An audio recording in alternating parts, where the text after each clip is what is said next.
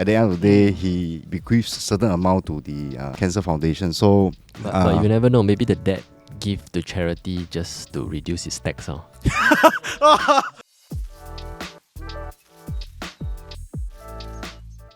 So the next question is, we have a family friend named Aunt Jane, and we are not related to her at all in any ways. She's a friend of my father in his university days. So once a year, Aunt Jane will just like hang out with my parents and bring her kids over to play with me. So when Dad passed, my mom and I was expecting that we would inherit whatever Dad had. But we found out that Aunt Jane was the nominee of his CPF. My dad, red flag or green flag?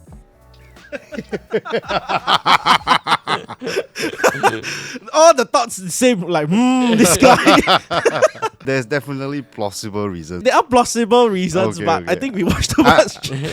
I'm thinking a very positive way now, It's up to y'all to think that when this happens, like, what is your first instinct and whether you think it's okay or not. The family's supposed to just automatically be nominated as the CPF. I don't know lah, okay? Ready? 1, 2, 3. Okay, interesting. Yeah, Ching and me on the same side. Let's go. So, I have me on green flag, Chow on green flag, and then Kenric on red flag. So, Kenric, we start off with you first lah. Okay. Why do you think it's a red flag? Finding out that Auntie Jane is a nominee instead of us family, it's very unusual. Like the word says, family. And who is this Auntie Jane? This Auntie Jane could be just a family friend. But at the end of the day, family ties, family blood is still stronger. So if this situation were to happen to myself, I would be very disappointed. Yeah, because in a way, I expect the money to come to me. But these are just purely because the society is built like that lah. By right, I'm supposed to inherit whatever my father owns lah. So in this case of scenario, like, we don't skirt around the topic, we just say it might be ta like 小三. 小三.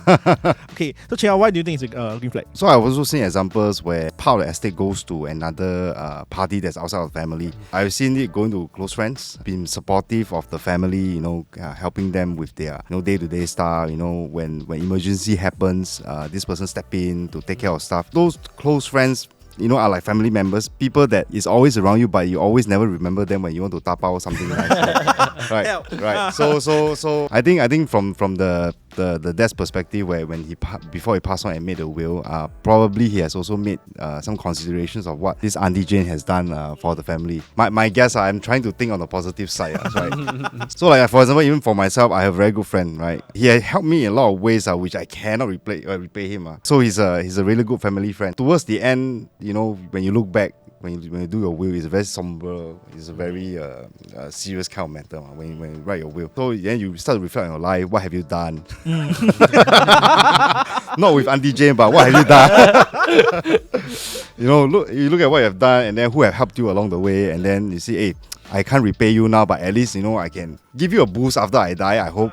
So I think probably that's his intention, and hence a green flag, not because what. Because I think like what we mentioned, it's very easy to jump to conclusion, confirm Xiao San. If not, why this random woman will get the money, right? Let's say if it's not Auntie Jane, it's Uncle John how? No, but that will make more sense, because our brain immediately will tune to, okay, must be family friend. You go and think about what Uncle John do for me lah. Must be a bro right. But the moment you think about Auntie Jane, is what Auntie Jane do to dad we are a human, not one. No, so what happens is that the Auntie Jane did really help out the family along the way lah. Informally, Auntie Jane is this guy's like kanma. Some people always think the kanma kantie one not really family. It's like, okay lah, 讲而已啦. But some people do treat it quite seriously. How close does a person need to be with you for you to then decide, okay, I'm gonna cut you into my assets? Is it only, okay, I can only extend this to family friend? Like, where do you draw the line? Emotions play a big part in this, right? Money is money, ma. So it's a very cold thing. But I think what a person is trying to reflect through a will is to show his last affection through money, right? So in the case, like, for example, the friend who has loaned you money by someone who has loaned money but never seen before. Yes, he did help you in business. He grew, the empire grew, but you've never seen this person before.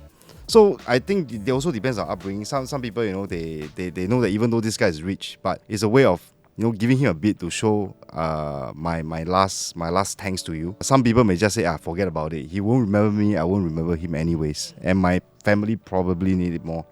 So I think it really depends on the size of what you're living. And also, for example, you have children. Obviously, I think the normal thing, believe it to your children, right? Right, to help them along with their life, when you're not around. Then after that, probably you will consider the other people, angels, who help you along the way. right? Like the friend who tapao you char kway teow every day when you're in hospital. I think a close friend already, right? So probably, I mean, not just in terms of money, you can leave things other than money. For example, you can also leave behind your collection of antiques. Some people leave behind collection of toys, things like that. So you probably can leave behind your prized possession, which is of a certain value. You know, like I can leave my car to this friend who has been driving me around since university, even before I got my car. The will itself provides for certain, avenues for you to show thanks to people that is outside, of your family. So, like I said, I mean, if you don't write a will, the government decide where it goes. It definitely will go to your blood family. So, people who have helped you along the way, don't get certain things that you have promised them. Especially you say, hey. Bro, when I die, my car surely give you. Don't worry about it, man. Then, picha, the guy die. Never write will. The car go to where? Go probably to the parents, to the spouse, or to the kids. Okay, I have this friend who tells me, like, I should never leave a charity in my will. I should be the person who is donating when I'm alive, so that when I'm dead, right, the children and the wife doesn't hate the charity.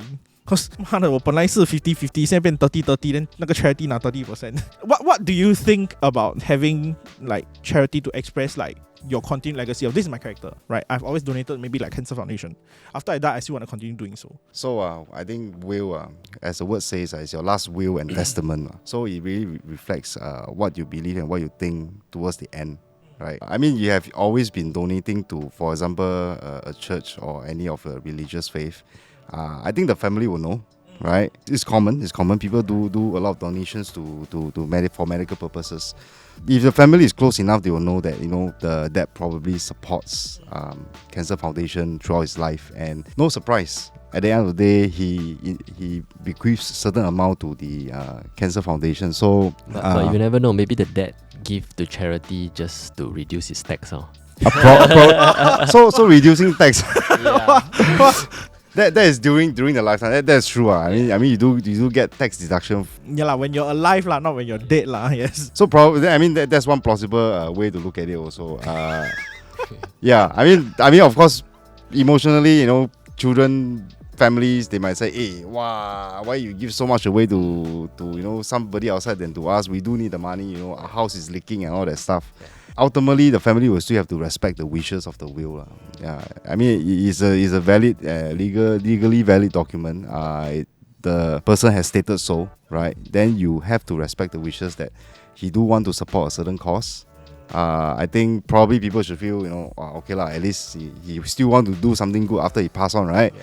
So maybe he will, gain some karma points for that. I have no idea, but no, that's fair. Yeah. When you're thinking about them, like, I should donate some money to charity. Yeah, I mean, probably after that generation, people will just forget about it, right? But the money, perhaps, to the charity may do good, lasting for for more generations. Fair. So I think with this in mind, I think it's very important that before you make your legacy plan, you need to like gather people to tell them, hey, this is the plan. Don't go and surprise them. Like, once I pass already, hey, why Anjin got severe nomination?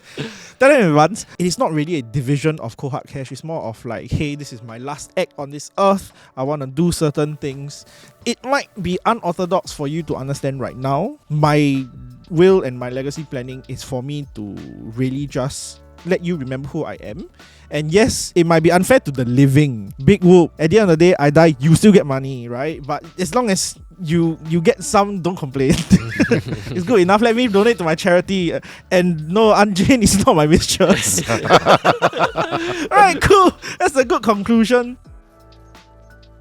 Probably are spouses that say, why you spend so much on insurance? Why you spend all that money? Get a simple one will do, ma. But is it worth insuring something that not everybody sees the value in? Only you see the value in it. You see like art pieces, right? So some art pieces, you look at art pieces like, hey, walao, this thing can sell for... I also can draw. I also can draw. It can sell for 20 million. Hey,